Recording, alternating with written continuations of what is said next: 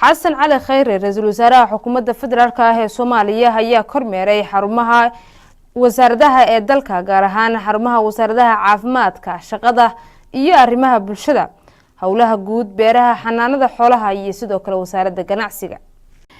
ra-iisul wasaare xasan cali khayre ayaa xarumaha wasaaradaha uu booqday waxa uu kulan kula qaatay wasiirada iyo wasiir ku-xigeenada, wuxuuna wasiir walba ka xog wareystay qorshayaashiisii u degsanaa iyo wixii ka hirgalay.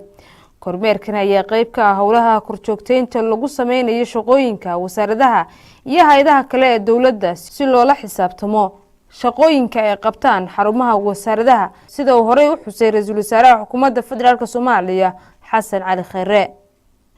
qorshayaashan ayaa la doonayaa in lagu socodsiiyo howlaha horumarineed iyo dardargelinta howlaha tabinta wasaaradaha iyo hay'adaha dowladda. wasiir ku-xigeenka wasaaradda caafimaadka iyo daryeelka bulshada mudane maxamed siciid cabdulaahi ayaa ka warbixiyay kadib socdaalka ra-iisul wasaaruhu uu ku booqday xafiisyada ama xarumaha wasaaradaha iyo hay'adaha kale ee dowladda ee ku yaala Muqdisho. waxaa farxad weyn noo ah imaatinka uu noo yimid ra-iisul wasaare xasan cali khayre.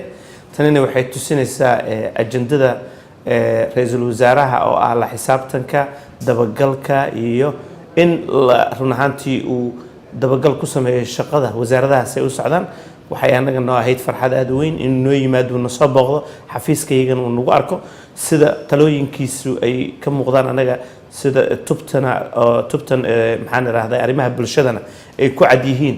wuxuu nagala hadlay ra-iisul wasaaraha khitooyinkeena iyo meesha ay marayaan wixii de maxaan dhahday sanad ka hor anagu aan isla afgaranay in wasaaradana ay hirgelin doonto.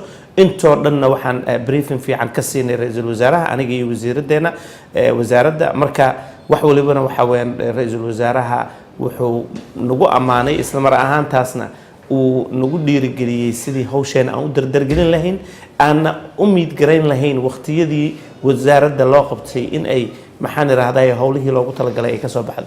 marka sidaas darteed aad iyo aad aan farxad ay noo ahayd, waana ku faraxsanahay ra-iisul wasaaraha imaatinkiisa.